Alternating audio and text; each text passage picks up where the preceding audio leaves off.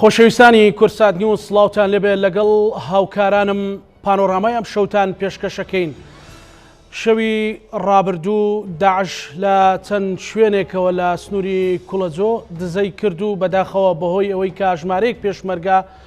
بەهانای هاوڕێ و هاوسەنگەرەکانیانەوە دەچوون شەهید بوون کە ئەمە داخێکی قوڵی لەسەر دڵی هەموو کوردستانیەک دروست کرد. گروپە تیرۆریستیەکانی داعش سوودیان لە چی وەرگرتووە، چێ پاڵپشتیان دەکات، بۆچی تا ئێستا هەماهەنگی نێوان پێشمەرگە و سوپای عێراق بە تەواوەتی و تۆکمەیی ئەنجام نەدراوە بۆی بتواندرێت ئەگەر هەر بۆشاییەکی ئەمنی دروست ببێت بتواندرێت ڕێگری لێ بکرێت، چۆن بتواندرێت خزمەتی زیاتری پێشمەرگە بکرێت و پاڵپشتی زیاتری پێشمەرگە بکرێت لە بەرەکانی شەڕ. پانۆرامای ئەمشەو لە بەشی یەکەمماندا بە سوپاسەوە بە میوانداری بەڕێز مەحموود سەنگاوی سەرپەرشتیاری هێزەکانی حەفتا کە بەڕێزیان لە گەرمیانەوە لەگەڵمانە بێت، دواتریش لەگەڵ بەڕێز جەباریاوەر ئەمینداری گشتی وەزارەتی پێشمەرگە گفتوگۆ دەکەین. سەرەتا کاک مەحموود سوپاس بۆ بەشداری توێڕای سەرقاڵیتان بە کاری پێشمەرگانە. ئەوەی ڕوویدا پرسیارێکە لای خەڵکی کوردستان، بۆچی ناوەناوە داعش لەو شوێنانەوە دزە دەکات، هۆکارەکەی بۆچی دەگەڕێتەوە؟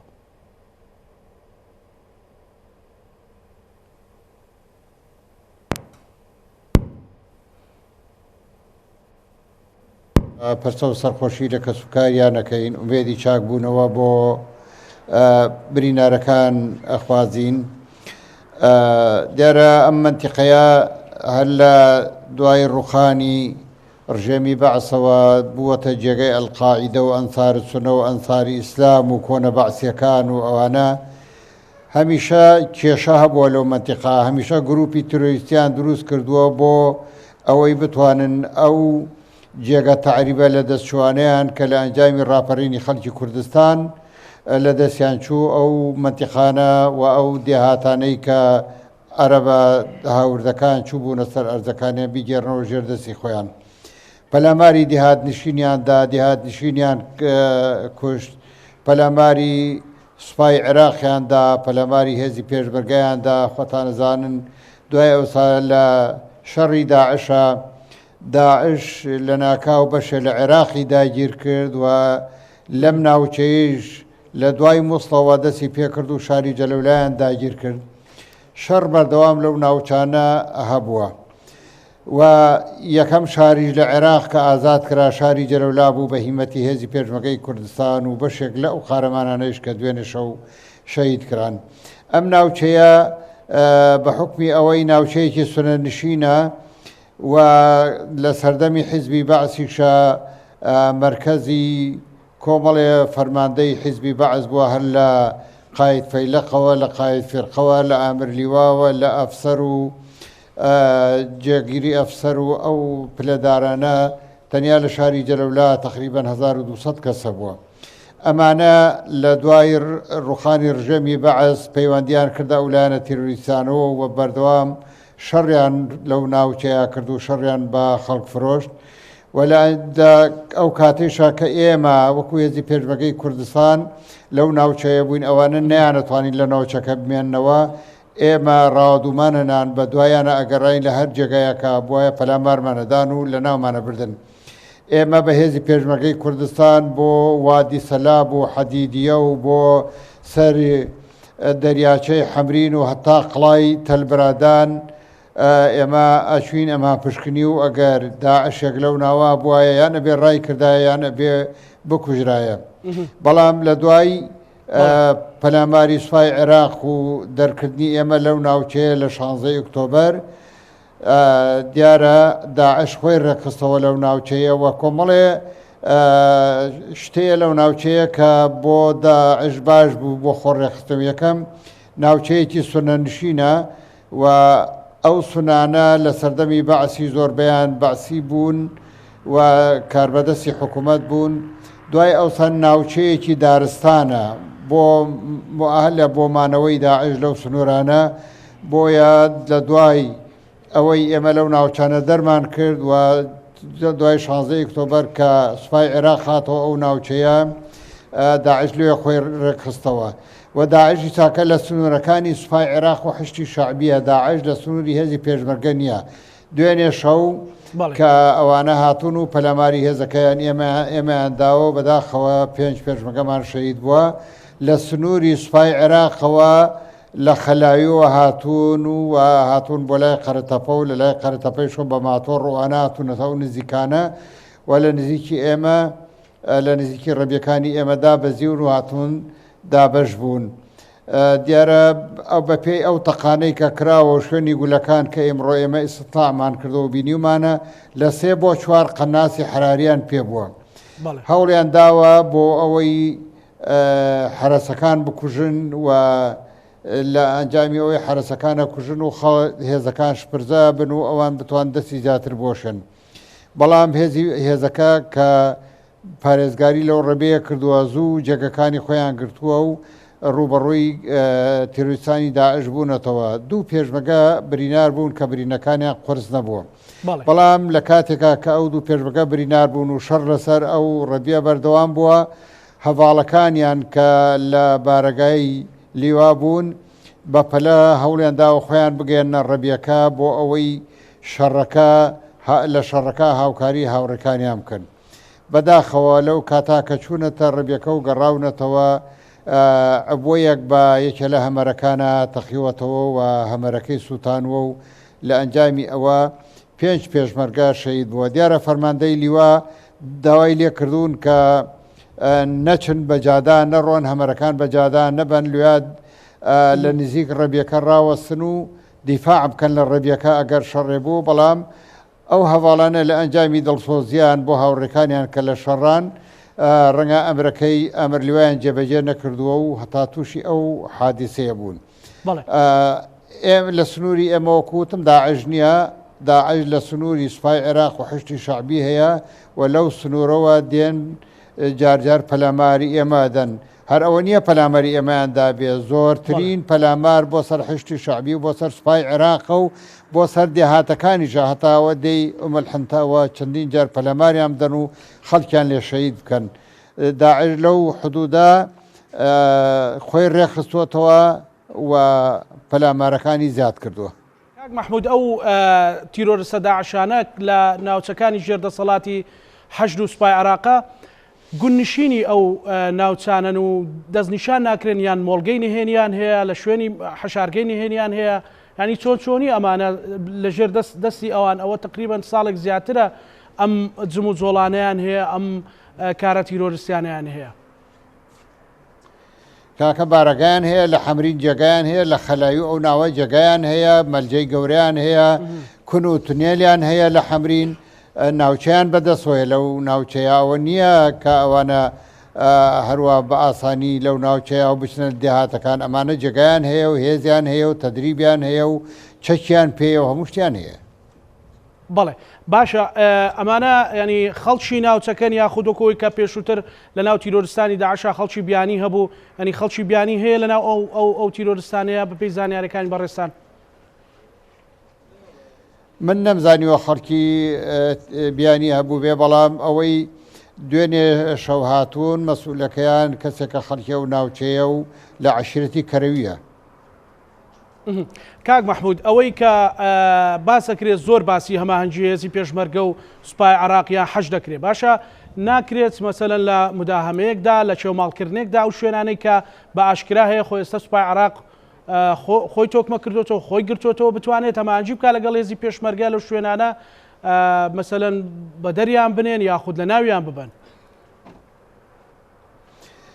ئێمە هەموو کاتێ ئامادە بووین بۆ ئەوەی هاوکاریان بکەین و بەداهەمە بکەین پێکەوە بەڵام بۆ سوپای عێراقە ئامادە نەبووە و بەداخەوە سوپای عێراق کە ئەوێ بداهەمەیە کاسێ ڕۆژ پێشەوەی ئەعلانیەکەوە ئەوان ناوچەکە بەجێ تێڵن ئەڕۆن لە جێگەی تر خۆیان قایمەکەن و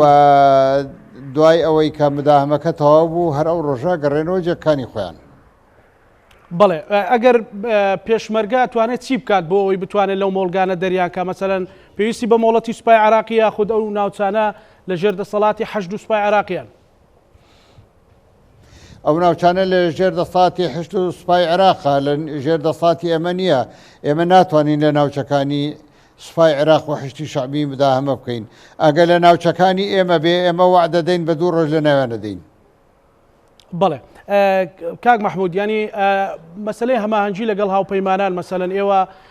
وەزارەتی پێشمەرگیان لانی پەیوەندیدارتان ئاگادار نەکردوێتەوە لەو هەماهەنگیەیە لەگەڵ هاوپەیمانان بەوەی بتواندرێت کە شوێنەکانیان دەست نیشان بکرێت و دوجار لانی کەم بە بردومان بکرێن؟ وڵا لەگەڵ هاوپەیمانان طبعاً هەماهەنگی هەیە بەڵام هاوپەیمانانیش بەشێکیان جدین و ڕەنگە بەشێکیان جدی نەبنەوە. بەڵێ هۆکارەکەی ینی لای بەڕێزت چیە؟ مەسەلەن ئێمە لە چەند ڕۆژی ڕابردوو یەکێک لە فەرماندەخۆ بەخشەکانی سنووری قەرەچووخیش باسی کردوتی ئێمە گەربێت و هاوپەیمانانیان هاوکاریمان بکرێت توانین لە قەرەچووخ دەریان کەی بە بەرچاوی ئێمە چەند دزاکەن لە ناوچەکانی تر مەسەلەن خەڵک شەهید دەکەن پێشمەرگە شەهید دەکەن لە سنووری قەرەچووخ بە ئاشکراوتی دەرەکەون ینی هۆکار چییە ئەوەی کە بەڕێزت بیزانیت بۆچی ینی وەکو پێشووتر چێوماڵێکی ورد ناکرێ یاخود جدیەتێک نیە لەو بابەتەیە؟ ئەمە پرسیارێکە لای خەڵکی کوردستان. من نامەوێت لێرەوە بچم بۆ قەرەچووخ و ئەو وەڵامە بدەمەوە ئەو وەڵامەوە پێویستە لە فەرماندەی ئەو مەنتیقەیە بپرسرێەوە بۆ وایە لای ئێمە دەرناکەون وەکو ئەوەی لە قەرەچووخ کە لە نزیک هێزی پێشمەرگەی کوردستان دەرەکەوێ لە لای ئێمە دوورن و خۆیانە شارنەوە بەڵام لە تاقی ئەوارانە لە شەوە بە ماتۆڕ دێن و عملی خۆیانەکەن و ئەگەڕێنەوە. بەڵێ کاک مەحموود لە بەرەبەیانە کە بەڕێزت سەنگەرەکانت بەسەر کردەوە و ڕۆیشتەوە نیگەرانیی زۆرت پێوە دیار بووتت ئێمە هەمیشە ئێهمالین ئەم وشەیە خەڵکی کوردستانیش ینی هاو بۆچوونە لەگەڵ بەڕێزت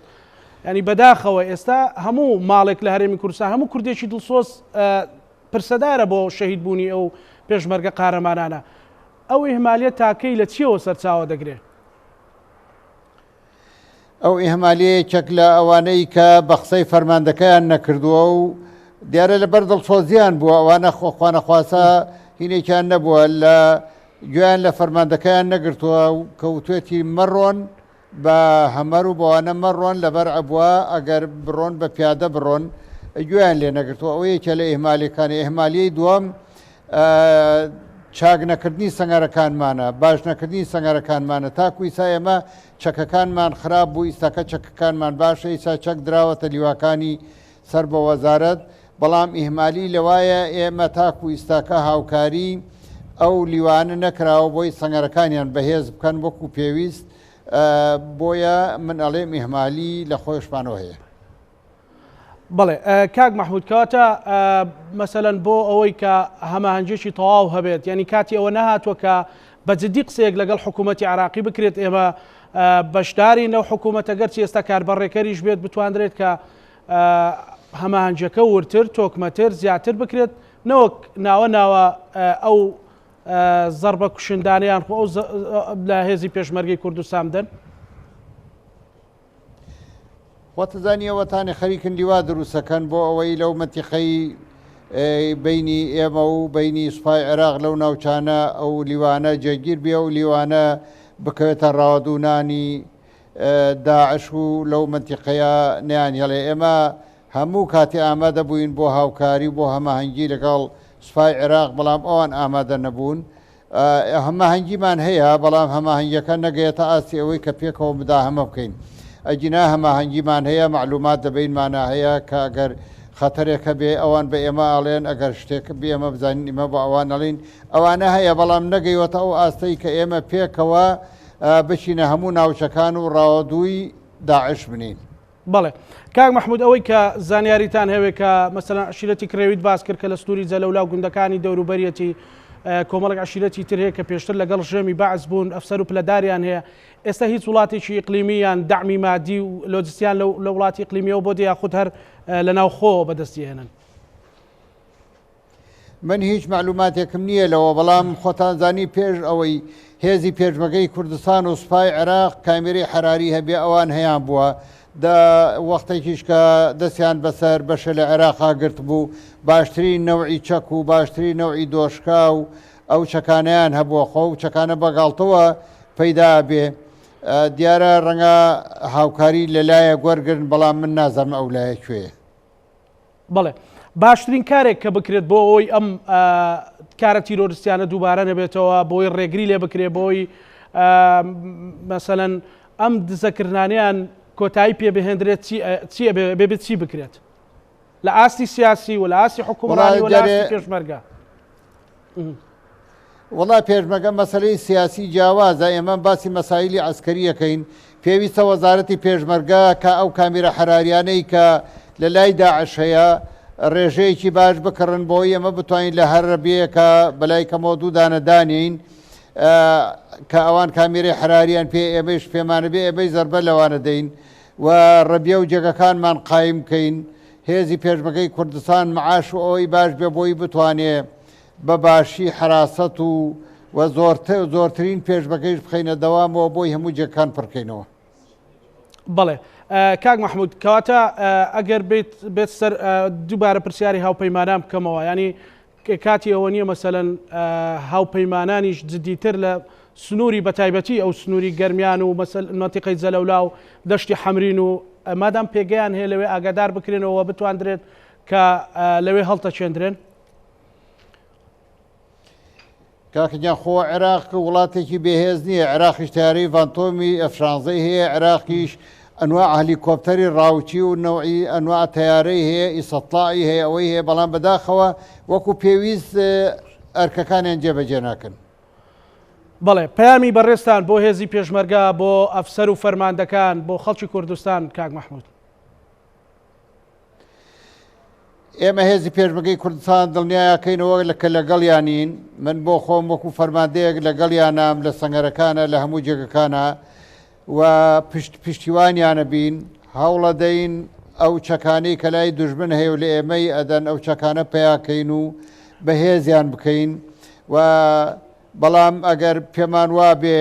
شەڕ لە کوردستان نامێنێ بە درێژایی مێژووی ئەم میلەتە ئێمە لە شەڕا بۆ لە پێناوی ئازادیە تا نەگەینە ئازادیەکانمان شەڕ لە وڵاتە بەردەوامە بێ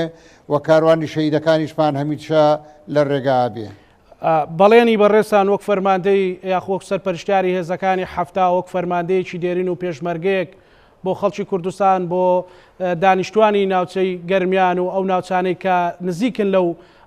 ڕووداوانە ینی پەیامی بەڕێستان بۆ ئەوانە چییە؟ ئەگەر مەترسیەک هەبێ لای خەڵک. ئێمە وعدیان پێدەین کە پارێزەری سەر و ماڵیان بین و لە سەنگەرەکانە پێمان داکوتین بۆ پاراستنی سەر و ماڵ و ژیانی ئەوان هەرچەنێ بەداخەوە ئەوە کەسانیش کە شەهید دەبن کوڕەکانی ئەوانن و بە کەسوکاری شەهیدەکانی بەڵێنە دەین کە ئێمە درێژە پێدەری ڕێگای کوڕەکانی ئەوان بین کە دوێنێ شەو و بە درێژایی مێژوو سبەی نێژ ڕەنگەوا بێ کە گیانی خۆیان بەختەکەن لە پێناوی ئەو وڵاتە و میلەتەکەمانە. بەڵێ دوا پەیامی بەڕێز کاک مححمود ئەگەر قسەیەک من پرسیارم نەکرد بێ و بەڕێز بتێ ئاراستی خەڵکی کوردستانی بکەیت یان هێزی پێشمەرگە. واللهی ئێمە هیچ قسەیەکمان نییە ئیلا ئەوە نەبێ ئەبێ یەک پارچە و یەکگرتوو بێن هەموو لایەنە سیاسیەکان یەک پارچە و یەکگرتوو بێ بە تایبەتی پارتی دیموکراتی کوردستان و یەکێتی نیشتمانی کوردستان کە خاوەنی ئەو هێزن ئەبێ یەکگرتوو بن یەکدەنگ بن نەڵێن ئەوە پێشمەرگەی فڵان حیزبە شەهید بۆ پێشمەرگەی فڵان حیزبە من تاکو ئیساکە نەمپرسیوە ئەم شەهیدانەی ئێمە لە چ لایەنێکن لەبەرەوەمە پێشمەرگەن پێشمەرگەی میلەتەکەی ئێمەن و ئەو دوژمنەی کە دێتە سەر ئێمە ناپرسێ ئەوە سۆشیالیستە ئەوە ئیسلامیە ئەوە پارتی ئەوە یەکێتیە هەموو پێشمەرگەکانی ئێمە هەموو کورد بە دوژمنی خۆی زانێ و پەلامارێدا بۆی لە ناوی بە ئێمەش پێویستە یەکگرتوو بین لە بەرامبەر ئەو خەتەرانە. زۆر زۆر سپاس بۆ بەڕێز مەحموود سەنگاوی سەرپەرشتیاری هێزەکانی هەفتا سپاس بۆ بەڕێستان کە لە گەرمیانەوە لەگەڵمان بوو. سپاس کاک مەحموود. هەڵبەتە ئەمڕۆ وەکووە بیرهێنانەوەیەک لە شەوی ڕابردوو تیرۆریستانی داعش بەهۆی پەلامارێکی ڕەبیەکانی هێزی پێشمەرگی کوردستان لە ناوچەی کوڵەجۆ ژمارێک پێشمەرگە و فەرماندە بەهانەی هاوڕێ و هاوسەنگەرەکانیانەوە چوون شەهید بوون.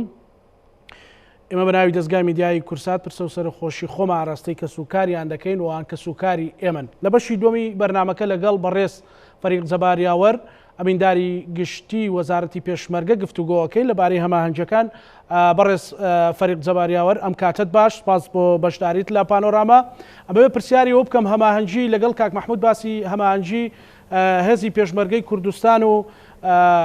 سوپای عێراقمان کرد، ئەو هەماهەنگیە گەیشتۆتە چه ئاستێک؟ دیارە پێشەکی ئێمە سڵاو بۆ گیانی پاکی ئەم شەهیدانە و گشت شەهیدانی شەڕی دژی تیرۆر و شەهیدانی ڕێگای ڕزگاری پاراستنی کوردستانە نێرین سەرخۆشی لە کەسوکاریان دەکەین. ئومێد دەخوازین کە بریندارەکان بە زووترین کات چاک ببنەوە لە خوای گەورە دەپاڕێینەوە کە بێسەر و شوێنەکان بە زیندوێتی بگەڕێنەوە بۆ ماڵی خۆیان. بۆ مەسەلەی هەماهەنگی بەڕاستی ئێمە وەکو هێزی پێشمەرگەی کوردستان بەردەوام داکۆکی ئەەکەین و بەردەوام داواکەین کە هەماهەنگی تۆڵ هەبێ لە نێوانی هێزەکانی پێشمەرگە و هێزەکانی سوپای عێراق. چەندەها جار ئێمە باسی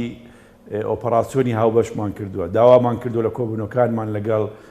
برایانمان لە لیژنە باڵاکانی فەرماندەی ئۆپەراسیۆنە باڵەکانی هێزەکانی عێراقدا کە پلان دانین بە هاوبەشی ئۆپەراسیۆن ئەنجام دەین لەو ناوچانە بۆ ئەوی کۆتایی بە داعش بێنین. داوامان کردو پەلە بکرێت لە دامەزراندنی ئەو دوولیوە هاوبەشە بۆی بتوانین ئەو بۆشایەنەی پێبڕ بکەینەوە. جگە لەوەش بەتەنهاش یعنی حتا ئەو ناوچەیە پێشماوەیەک ئێمە هەستمان کرد کە جموجۆڵێکی زۆری گروپەکانی تۆرۆریستانی داعش لەو ناوچانە هەیە، ئەمانویست هەندێک ڕەبێ لە پێش ئەو ناوچانە ئاوادان کەینەوە، بەڵام بەداخەوە فەرماندەی ئۆپەراسیۆنی دیالە و ئۆپەراسیۆن هاوبەشەکانی عێراق فەرماندەیان ڕەزامەند نەبوون و وتیان چاوەڕێی تەشکیلکردنی لیوا هاوبەشەکان بکەین. ئەتوانم بڵێم ئێستا تاقە هەماهەنگی لەو سنوورەکە هەیە لە ناوەندەکانی هەماهەنگی کە لە خانەقین و لە کەرکووک و لە مەخمور و لە ناوچەکانی سنووری مووسڵ و ئەو دوو ناوەندەی هەولێر و بەغا هەیە کە لەسەر ئاستی ئاڵ و گۆڕی زانیاری سەربازیە جار سەردانی هێزەکان بە هاوبەشی دەکرێت یان هێڵی ئەو هێڵە بەرگریانەکرێ، بەڵام تا ئێستا هەماهەنگەکەمان نەچۆتە ئەو ئاسەی کە بتوانین بە هێزی هەردوو لە ئەو بۆشاییانە پڕکەینەوە و دەست بکەین بە ئۆپەراسیۆنی هاوبەش دژ بە تیرۆریستانی داعش لەو ناوچانە کە ماوە پەلاماری هێزەکانی سوپای عێراق و هێزەکانی پێشمەرگە ئەدەن و بەداخەوە ئەو زەرەرارەین لێ ئەنجام دەدرێ و کەڵکیش وەردەگرن لەو بۆشاییانەی کە هەیە و زیاتر کەڵک وەگرن لەوەی کە لەو ناوچانەوە دێن کە هێزەکانی لەژێر دەسەڵاتی هێزەکانی حکوومەتی فیدرالی عێراقدا هەیە، چونکە بە حەقیقەت ئەوان نەیانتوانی و بە چاکی کۆنتترۆلی ئەو ناوچانەی ژێر دەسەڵاتی خۆیان بکەن کە ئەبێتەوە کارێک بۆ کارەساتێکی وە. بەڵێ بەڕێز فەریق جەباریاوەر، بۆچی تەنها لەو سنووری نێوان هێزی پێشمەرگەی کوردستان و سوپای عێراق و حەشدی شەعبی زیاتر ئەم کارە تیرۆریستیانە و جم و جۆڵانەی داعش بەدی ئەکرێ، لە شوێنی تریش ڕەنگە جم و جۆڵ هەبێ، بەڵام بۆچی زیاتر لەو خەتە زەقا؟ دیارە خۆی هەلومەرجی جوگرافی و دابەشبوونی هێزەکان لەوێ ئەو هۆکارێکە، یعنی هۆکارێکی زیاتر تەشەنەسەندنی گروپەکانی داعش لەم ناوچانە. ئێمە ئەگەر هێڵەکە ببینین بەگشتی، ئێمە هێڵێکی دابەشبوونی هێزەکانی پێشمەرگە و هێڵێکی دابەشبوونی سوپای عێراق لە خانەقین لە سنووری ئێرانەوە دەست پێ دەکات، تێ ئەپەڕێ بە ناوچەکانی هەموو ناوچەکانی دیالە، ئەمجا بۆ نزیک ناوچەکانی سەلاحدین لای تۆسخورماتوو، ئەمجا بۆ کەرکووک و ناوچەکانی مەخمور تا دەگاتە ناوچەکانی نزیکی سنووری سووریا لە سەحێلا ئەو ناوچانە کە ئەگەر بە درێژایی وەکو هێڵی سەر عەرز حسابیکەی نزیکەی 560 کیلۆمەترە. بەڵام داعش زیاترین جموجۆڵی ئەتوانین بڵێن بە دەرەجەی یەکەم لە ناوچەکانی دیالایە و بە تایبەتی لەو ناوچانەی نێوان کۆڵۆجۆ جەلەولایە یان ناوچەکانی خانەقینە یان ناوچەکانی شارەبانە یان ئەو ناوچانەی نێوانی کفری و دووزە هەتا ناوچەکانی ڕۆژ ئاوای کەرکووک و باشووری کەرکووک و ناوچەکانی مەخمۆر. ئەم هێڵە زیاتر داعش ئەتیا جموجۆڵێ. ئەوش هۆکارەکە گەڕێتەوە یەک بۆ ناوچەیەکی جوگرافی چڕی هەیە لە ڕووی شاخ و گرد و چێ و دۆڵ و ئاو چەم و زۆنگی ئەو ناوچانە. جگە لەوە شۆکو باسم کرد ئەو هێزانەی لە هێڵی بەرگری بڵێن سنووری عێراقدایە لە دەسەڵاتی هێزەکانی فیدراڵیدایە هێزەکانی جۆرا و جۆرن هێزی سوپای لێ هێزی پۆلیسی فدراڵی لێ هێزی حەشدی شعبی لێ زۆر جار هەیە ئەو زۆری هێزەکان وا دەکا کە نەتوانن کۆنتترۆلی ناوچەکان بە تەواوەتی بکەن یان هەندێک لەو هێزانە ڕەنگە شارەزای جوگرافیەتی ئەو ناوچانە نەبن ئەوش ئەبێتەوە کاری کە نەتوانن بە تەواوەتی کۆنتترۆلی ناوچەکانی خۆیان بکەن لەو سنوورە بۆ ڕێگریکردن لە پەلامارەکانی داعش جگەل لەوەش ڕێ بە ئێمەش بە هەمان شێواز نادەن کە بتوانین ئێمە ئەو ناوچانە بپارێزین ئێمە لەو سنوورەی کە ئەم ڕووداوی لە ڕوودا بەر لە هەفتەیەک خۆمان داوامان کرد بوتمان هەندێک ڕەبیە توانین پێگەی سەربازی بۆ پێشمەرگە دامەزرێنین بەڵام قیادەی عملیاتی دیالە لەگەڵ فەرماندەی ئۆپەراسیۆن هاوبەشەکانی عێراق ڕەزامەند نەبوون هەتاکو تەشکیلکردنی ئەو هێزە هاوبەشە نەبێ ڕێ نادەن ئێمە بەتەنیا بتوانین ئەو ناوچارە بە تەواوەتی تۆکمەکەین لە ڕووی پێگەی پێشمەرگەیی ئەو یان ڕەبیەی سەربازی لەو ناوچان بەڵێ بەڕێز فەریق جەبارێوەریانی کاک مەحموود سەنگاوی باسی لەوە کرد کە لە هەندێک ناوچەی دەشتی حەمرین و لەو زورک و دۆڵ و دەشتانی کە بەڕێزت باست کرد پێگەیان هەیە ینی شوێنیان هەیە مەقەڕاتیانی ڕەنگە دیار نەبن بەڵام لەو شوێنانە خۆیان حەشارداوە بۆچی هەماهەنگی یانلانی کەم سوپای عراقی خۆی وەکو ئاشکرایە کە ئێستا سوپای عراقی کۆمەڵێک چەک و ئەسلحەی پێشکەوتووی هەیە مەسەلەن هێزێکی تۆکمەی هەیە بۆچی مداهەمەیەک ناکرێت چێو ماڵێک ناکرێت ئەو ناوچانە پاک بکرێنەوە بەڵێ ئەوکو باسم کرد ئەو بۆشایی کە هەیە لە نێوان هێزەکانی حکوومەتی فیدراڵی عێراق هێڵی بەرگریان لەگەڵ ئەو هێڵی هێزی پێشمەرگە لە هەندی شۆن هەیە 40 کیلۆمەتر نێوانمان هەیە بڵێن بە قۆڵایی 20 کیلۆمەتر بدرێژی هیچ هێزێکی لێ نییە یعنی هیچ هێزێکی لێ نییە بۆی بتوانێت ئەو ناوچانە بپارێزێەوە وای لێهاتۆ بۆتە مۆڵگا بۆ تیرۆریستانی داعش تەنانەت لە هەندی شۆن مەشقەکەن مثلەن ئەو ناوچانەی نێوان کفری و دووز ئەوە بۆشاییکی زۆرە کە هیچ هێزێکی لێ نییە و بۆتە مۆڵگا بۆ تیرۆریستانی داعش ناوچەکانی حەمرین بەگشتی کە هیچ هێزێکی سەربازی لێ نییە ئەوانش بڕێتە مۆڵگایەک بۆ تیرۆریستانی داعش ئەو ناوچانەی زۆنگەکانی نێوانی کۆڵۆجۆ جەلەولا و ناوچەکانی خانەقین ئەو ناوچانە یان چیایی قەرەچووق لە مەخمور ئەمانە هەمویان بۆتە جێگایەکی مۆڵگەی داعش کە تێدا بارەگایان تێدایە حەشارگای ئەوانە و بەڕاستی بەڵێ حکوومەتی عێراق جاجار ئۆپەراسیۆنێک ئەنجامەدا بەر لە دوسێ ڕۆژ ئۆپەراسیۆنێکی بڵێن چێوماڵکردنی ئەو ناوچانە بەڵام کێشەکە لێرەدا چێوماڵکردنەکەیان بە ڕێگای ڕئیسەکاندا دەڕوان یانی ناڕوان هەموو ناوچەکانی حەشارگەکانیان دابگەڕێن لەو کاتانە کە دەست بە ئۆپەراسیۆنەکان دەکەن تیرۆریستانی داعش دەزانن دەڕۆن خۆیان حەشار دەدەن بەڵام دوای کشانەوەی هێزەکان ئەگەڕێنەوە جارێکی تر بۆ ناوچەکان وەکو باسم کرد ئەو هێزانە یەکەم لە ڕووی جوگرافیەوە زۆر شارەزای ناوچەکان نین دووەم چێوماڵکردنەکانیان یان ئۆپەراسیۆنەکانیان ئۆپەراسیۆنێکی بەس بە ڕێگا ڕئیسەکانە و دوایی ئەگەڕێنەوە جێگیر نابن لەو ناوچانێک کە داعشی تێدایە ئێمە داوامان کردووە لە کۆبوونەکانمانە لەگەڵ فەرماندەی ئۆپەراسیۆنە هاوبەشەکاندا لەگەڵ حکوومەتی فیدراڵی عێراق کە ئێمە بە یەکەوە بڕۆین ئۆپەراسیۆن ئەنجام دەین و هێزەکانمان بە هاوبەشی لەو ناوچانە جێگیر بن بۆی بتوانین کۆتایی بە داعش بۆ مۆڵگانەی داعش بینین ئەو ناوچانە بتوانین ئەمنیەتی ئەو ناوچانە بپارێزین ئەوەش ئامانجمانە لە دروستکردنی یان دامەزراندنی ئەو دوولی وایە هاوبەشێکە هەیە بەڵێ بەڕێز فەریق جەبارێوەریانی باسی لیوە هاوبەشەکان کرد ینی میکانیزمی دروستبوونی ئەو لیوە هاوبەشانە و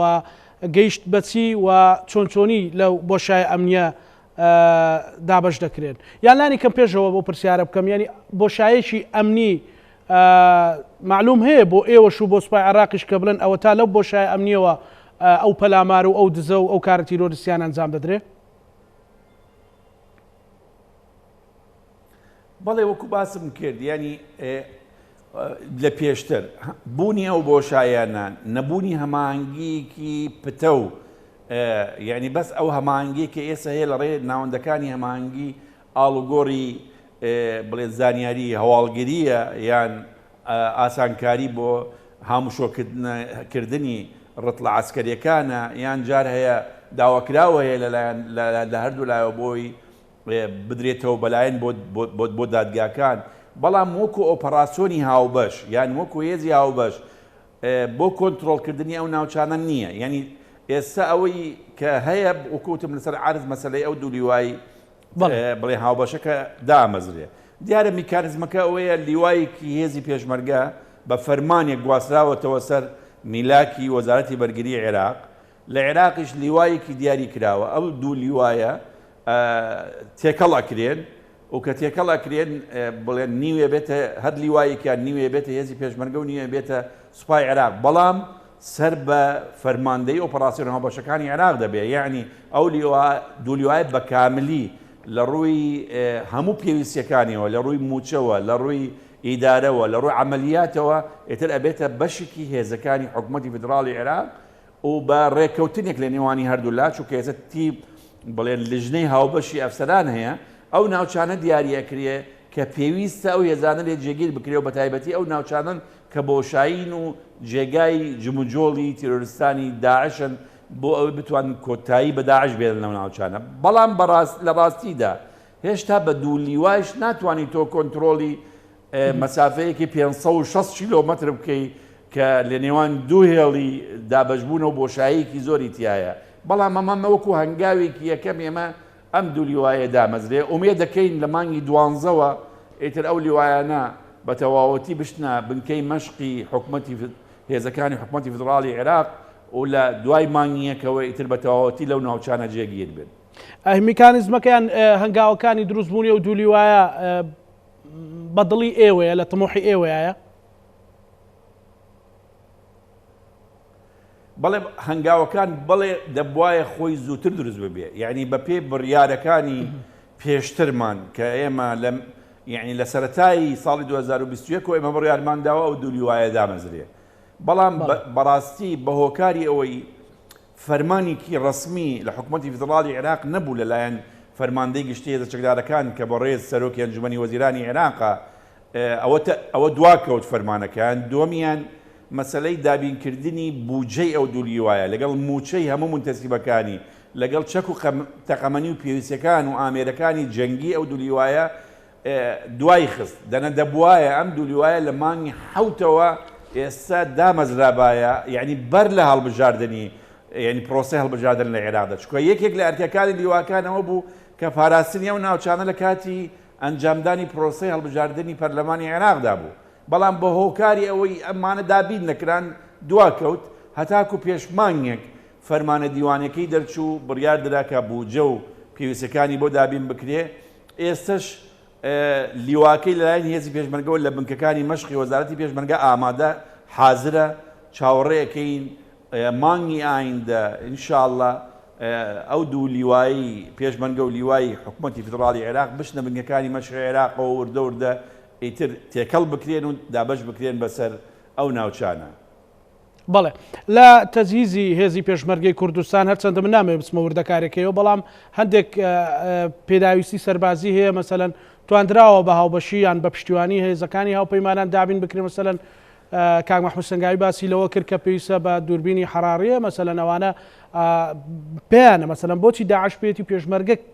پێێتی بەڵام ڕەنگە کەمتری پێبێ چۆن ئەتواندرێت تەواوی مەسەلەن پێداویستە سەربازەکان بۆ پێشمەرگەیان بۆچی لە هەندێک شوێن ئەو کەم و کورتیانەیە بەڕێز فەریق جەباریاوەر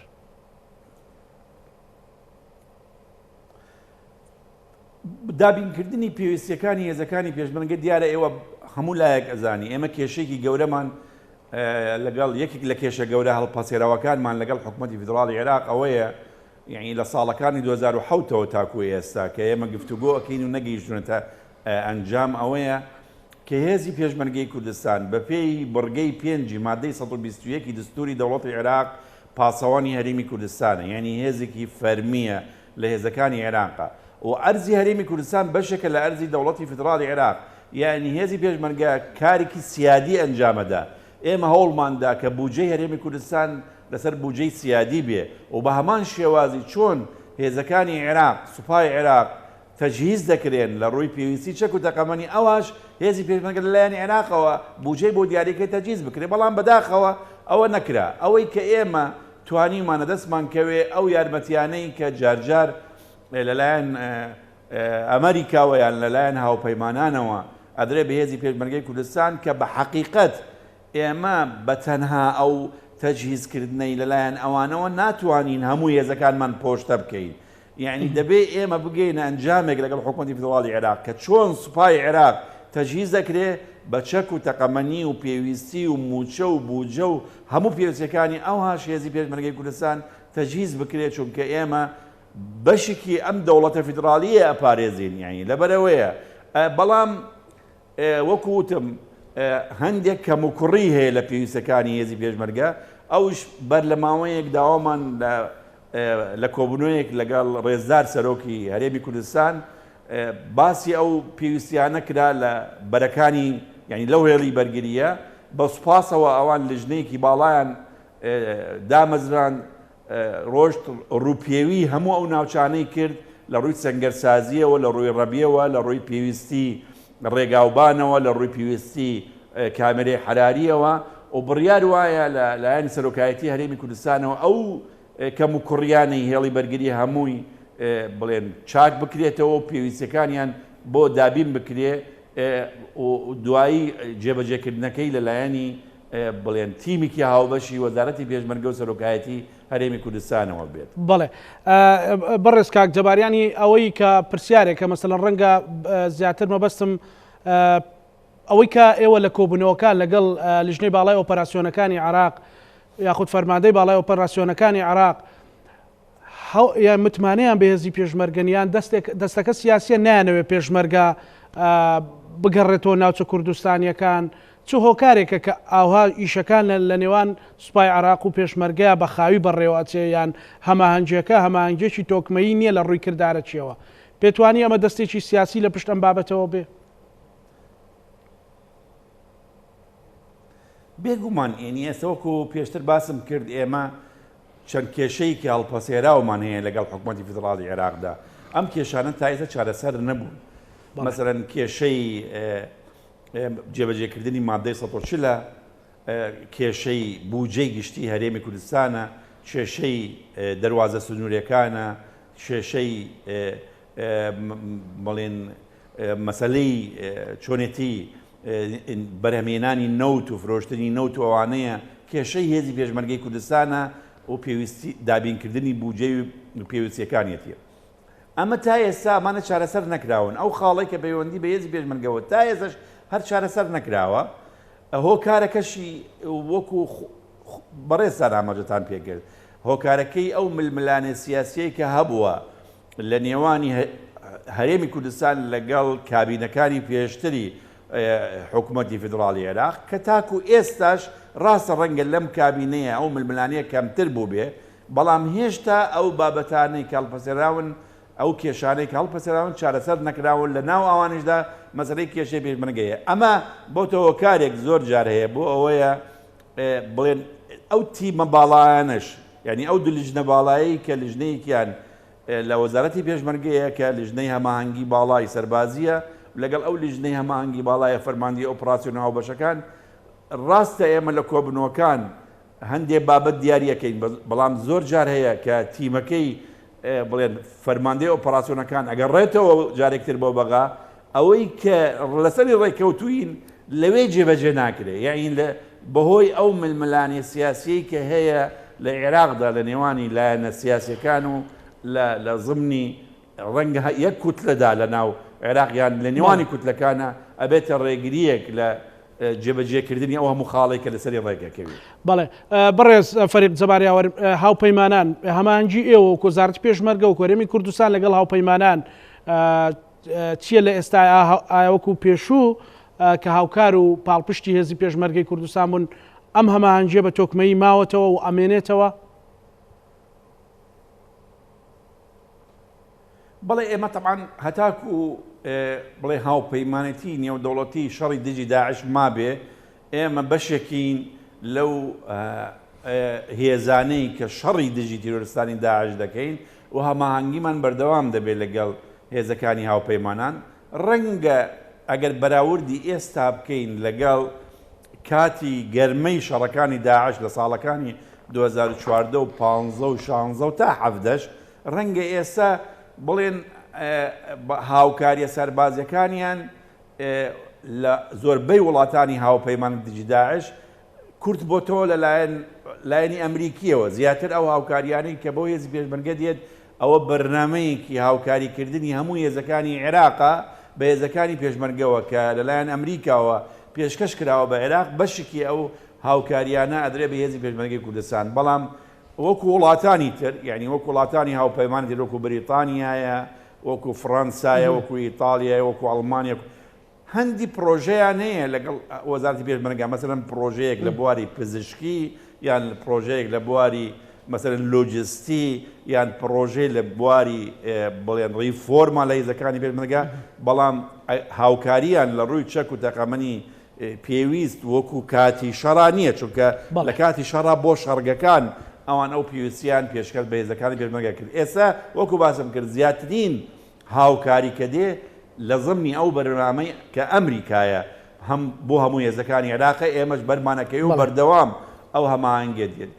لە ڕۆکانی تر وەکو ڕاوێژکاری بەڵێ هەماهەنگیمان لەگەڵیانە هەیە لە ڕۆ مەسەلەی مەشقەوە هەماهەنگیمان لەگەڵا هەیە لەوانە یعنی هەماهەنگەکانمان ماوە لەگەڵ لایەنانی هاوپەیمانان ئەو دەرفەتە بۆ دواپرسیارە خۆزمەوە چاکسازیەکان و یەکگرتنەوەی هێزی پێشمەرگەی کوردستان کە هاوپەیمانان و بە تایبەتی شۆڵەندیەکان پێوەی سەرقاڵن لەگەڵ ئێوەی بەڕێزا بەچی گەیشتووە؟ طبعاً وەکو هەموو جارێک ڕوونیەکەینەوە ئێمە دوو پرۆژەی ڕیفۆرم هەبێ پرۆژەیەک لەگەڵ هاوپەیمانانەکە نزیکەی 35 خاڵ بوو دوای کەم کرایەوە بۆ نزیکەی 25 خاڵ ئێمە مەجموعەیەک لەو خاڵانە زۆری کەوتۆتە بواری جێبەجێکردنەوە ئەوەی پەیوەستە بە مەسەلەی موچەی هێزەکانی پێشمەرگەوە ئەوەی پەیوەستە بە مەسەلەی خانەنشینەوە مەسەلەی کاروباری لۆجستیەوە هەیە ئامادەباشیەوە هەیە یعنی کۆمەڵێک لەم پرۆژانە یان مەسەلەی چاککردنی سیستەمی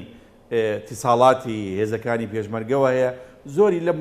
پرۆژانە کەوتەتە بواری جێبەجێکردنەوە جگەل لەوەش ئێمە پرۆژەیەکی حکوومەت یاریێمی کوردستان نیش هەیە کە ئەوەیە ئەو چاکسازیەی کە هەموو حکوومەتێکە بە پێی یاسایی ژمارە 2 چاکسازی ساڵی 2020 لە هەردوو بوارەکە وەزارەتی پێشمەرگە کاروبارەکانی خۆی ئەنجامەدا بۆ مەسەلەی یەخستنی هێزەکانی پێشمەرگەش ئێمە لە ساڵی 2021